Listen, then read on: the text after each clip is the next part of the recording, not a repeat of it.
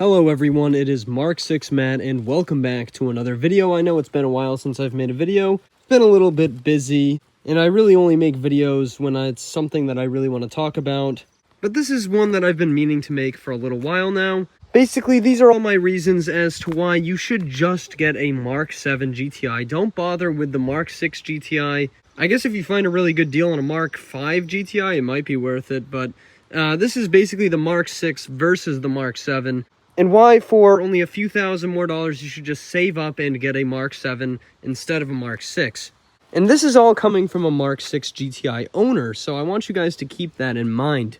I've owned this car for about 2 years now. I really like the car. I love MK6 GTI. Don't get me wrong. If you bought a MK6 GTI instead of a MK7 GTI, you're not an idiot or anything. The MK6 GTI is still a really good car. It's just that, honestly, if I could go back and do it over, I would have saved up and got a MK7 instead. And I know some MK7 owners, and I know some MK6 owners, so this is all speaking from experience. When you get a MK6 GTI, it will come with a Gen 2, 2-liter turbocharged motor, EA888 Gen 2. The MK7s come with a Gen 3, and that is going to be the biggest reason why you should just get a MK7. The second reason is probably going to be the chassis. The MK7 GTI is on the MQB chassis. This is like Volkswagen's universal sort of vehicle chassis that they've been using for a while now. This means that a lot of parts are interchangeable with the MK7. You can get stuff for Audis that'll fit a MK7 GTI, and even some other Volkswagens. Not to say a lot of stuff won't also fit a MK6. The pipe that comes out of my turbo, for example, is an S31, and it fit this car. But there'll be more of that going on with a MK7 on the MQB chassis.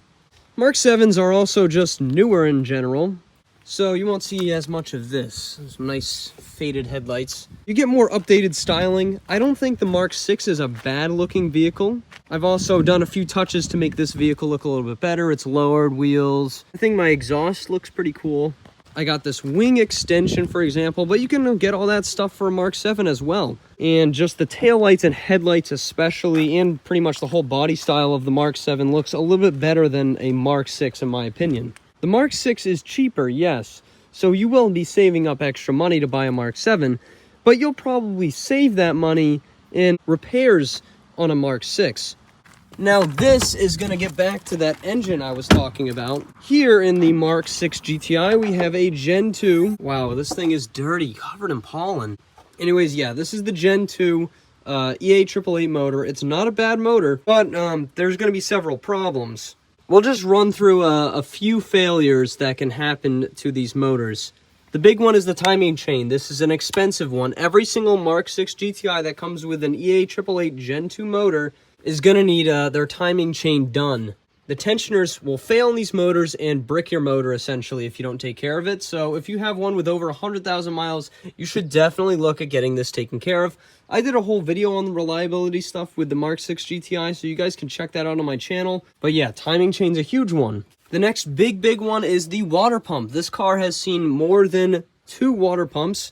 Admittedly, when I replaced the water pump, I messed up the installation, and that's why I had to put a third one in there, but the original one failed on this car, so you have to replace it, and it's a big job. This whole manifold has to come off, all this stuff has to come off. It's a big job, and if you don't do it yourself, it's going to be expensive. Not a problem on the MK7, as well as the timing chain, not a problem on the MK7.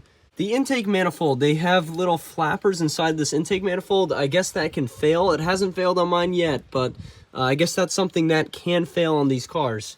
And then, again, you have to take this whole manifold off and replace it. The manifold's actually pretty cheap, but it's not an easy job to do by any means. The next thing I'm going to do is talk about the layout of this motor. So when we're looking at this motor, we can see the intake comes in from this side and goes around over the engine down into the turbo on this side.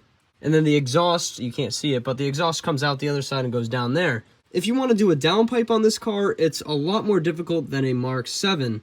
And that's because the turbo layout is essentially flip-flopped on a MK7 in comparison to the MK6. So your intake on a MK7 will come up this side and just go right down to the turbo. It doesn't have to go over the engine, and the exhaust just comes out on this side, and it's a lot easier. So doing exhaust stuff and basic modifications in general is just easier. It's easier to work on a MK7 GTI in comparison to a MK6. For beginners especially, working on a MK7 GTI is going to be easier than a Mark 6.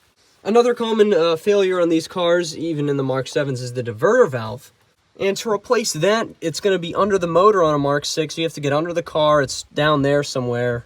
But on a Mark 7, since the whole turbo setup is basically flip-flopped, it will just be right up here, and it's easy to change out. PCV is also a common failure on the Mark 6s. Not a problem on the Mark 7s, to the best of my knowledge. I mean, I'm sure there's a few failures. I've also noticed that there's a little bit more clearance on a Mark 7 GTI for working on the motor in general. This big plastic piece is a huge pain in the butt on Mark 6s. If you've worked on a Mark 6, you know this thing is, you're always slamming your arms into this thing, trying to get into stuff, into tight areas down here. And I know that this is a little bit farther back in a Mark 7. Mark 7s are definitely easier to work on. There are also more parts readily available for Mark 7s in my experience. Again, I've had a few friends with different Mark 7s. There's definitely a lot of different kits that you can get from Mark 7s. There's a ton of support. Of course, the Mark 6 also has a ton of support in general. We've got Cobb support on the Mark 6 and the Mark 7, which is really awesome. So there's a wide variety of different tunes you can go for on a Mark 7 and a Mark 6. But the main difference here is that more reliable in general EA 888 Gen 3 that you'll find in the Mark 7s versus the Gen 2 and the Mark 6s is going to produce a lot more power.